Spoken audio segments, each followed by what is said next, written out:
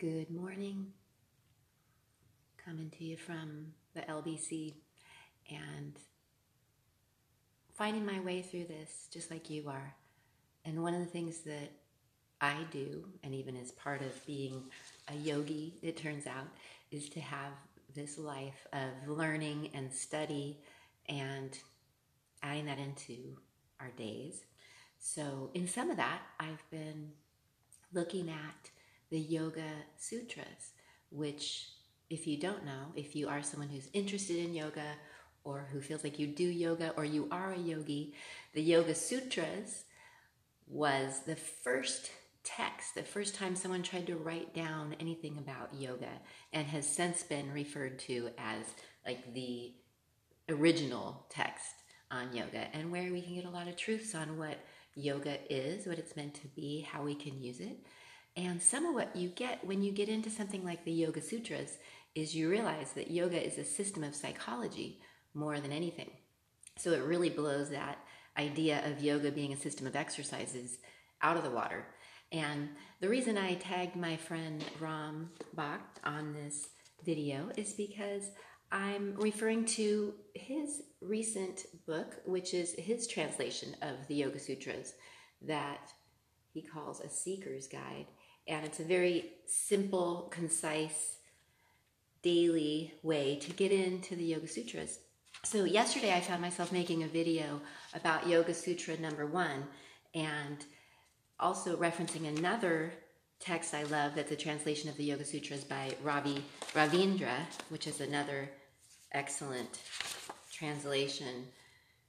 And I met him through going to hi Sophie, and being in his classes where he would teach about the Yoga Sutras too. So looking at both of these translations of the Yoga Sutras, yesterday I was talking about Yoga Sutra 1.1, the very first one, talks about how here now is the teaching of yoga. So really learning how to be here now is the essential main teaching that we're getting with any practice of yoga. And yoga means union, remember? Yoga means to join or to connect. It does not mean to exercise. Even though, yes, we do use a lot of those exercises as part of that union, which is just a very interesting, cool part of the whole thing. So my friend Ram Bhakt, who is also a teacher trainer, who is in my town of Long Beach, I'm so fortunate, and so we're friends now.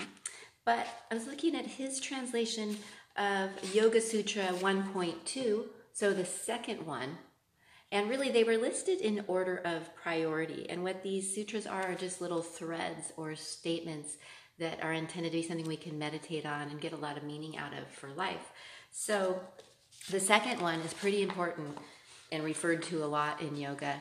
The Sanskrit version, Sanskrit is the language that the yoga teachings were first taught in and talked about in, which is an ancient language. So the first 1.2 is Yogas Chitta Vritti Nirodha, which means, here's where we get to translate it. So my friend Ram Bhakt's translation is that this is telling us that keeping the mind calm and focused is the essence of yoga. So I feel like a lot of us have gotten this drift, that there's something to yoga that seems to go with being more peaceful, right? And maybe even we've gotten this idea that it can be about also being more focused. And yes, but the essence of it that helps with that is it is a lot about our attention and how we're using it. So I love what my friend Ram Bhakt writes after this beautiful page where it says, this reminds us that yoga is a way for us to help see reality clearly and more clearly, and that's part of the psychology of it. So 1.2 translates as keeping the mind calm and focused is the essence of yoga. Did you know that? So he has a part he talks about where he says, it is difficult for most people to keep the mind still and focused on the ideas that they choose. Me too, right? So, and I feel like this is helpful for right now, because maybe right now we're starting to feel like we have some ways we want to think about what's going on in the world right now, some ways we want to focus, some ways we want to feel, but maybe it's feeling really hard to stay in that, right? and finding ourselves really up and down with emotions, and just, of course, just trying to find our way and love ourselves through it. But interesting to see how this sort of teaching can play a role right now. So when he talks about that it's difficult for most of us to keep our mind still and focused, right? Super difficult. And how often does your mind stray from the present, right? And yes, that's why premise number 1 is about how it's about just being here now, learning to do that, doing that more. And yesterday I was talking about how that's helpful in times like this, because a lot of what's stressing us out is thinking about a week from now, 2 weeks from now, 2 months from now, right? And worrying about that. Me too. So it's such a medicine to come into the moment. But yes, how often does the mind stray from the present moment and just bring us back into that worry and fear? And he asks, do you ever ask it to think about one thing, but it keeps drifting to something else? Does your mind ever gather information and interpret it in the wrong way? That's probably happening right now too, right? And he talks about, are there ever times that your mind has created a story that you started to believe, right? And that could be going on for us in so many ways right now. So that's where our practices of yoga and meditation really just help us take a look at how we're using the mind, which is super helpful. We bring in that non-judgment and that self-love as we notice that. And then we can start to choose again and develop some more inner technologies, some ways that we can instead harness that attention, be more able to gather our focus, choose our focus, be more present. And that's really what things like yoga are supposed to be all about. And really anything that can help us do that is the beauty of it. So like my friend Sophie, who's on, loves to make music and dance and sing. That's an amazing form of yoga, right? Because it really brings us present with a lot of the things we were just talking about. So here, this part I feel is important that my friend Ram Bhakt wrote in this section on Yoga Sutra 1.2 about yoga being all about being able to calm and focus our minds, right? Which wouldn't that be so helpful right now if we could get a little better at calming and focusing our minds, right? Which is going to mean also calming and focusing ourselves through this. So this is important. The mind is a filter between you and the outside world. It can make your perception of situations better or worse.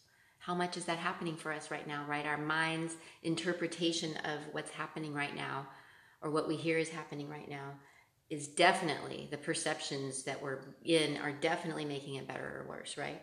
The mind is not the enemy, though, he reminds us. It's like an untrained animal. If it's not trained properly, it can take you for some wild rides, right? And that's where a lot of us are probably experiencing the wild ride of emotions right now, is some of the time just our mind taking us through these terrible thoughts, right? Whether or not they may be true or valid to be considering. And so he encourages, and this is where the yoga approach really is about more self-love, being gentle, not forceful, but to be patient with that mind through the practice of things that we can call yoga, anything that helps us practice connection, presence, more a state of union, alignment. But that practice of yoga, through that we will learn how to focus the mind and make it more of our friend, right? And eventually it will help us to solve any problem or know anything without prejudice and imagination. When used properly, the mind is an incredible tool. So again, this is from my friend Ram Bhakt's translation of the Yoga Sutras, Yoga Sutra 1.2, reminding us that yoga is all about helping us keep the mind calm and focused. And that's the essence of yoga. So thank you to my friend Ram Bhakt for his translation of the Yoga Sutras. And yeah, maybe we can keep that in mind, especially if we are someone who's interested in developing our psychology, getting more clear with our focus and how we're using that mind. It is such a powerful tool, right? So maybe right now we can use it as a chance to really experiment with trying different ways, using things that help us quiet that mind, because that really helps, even if it's just for a few seconds at a time, which that'll come up in future sutras. I think I'll be talking about these more now because it seems helpful at this time. So yeah, playing with, remembering that the whole idea of a lot of these practices is being able to calm the mind, being able to focus it, especially because it's influencing our perception of reality so much and our experience of it now more than ever. So here's to finding ways to take care of you and your mind, your mindset, your psychology, and developing what works for you, right? And if you ever want ideas, I'm here because I'm all about that stuff. So love you guys so much. Thanks for listening. Hope you have a day that's peaceful and focused. Cheers.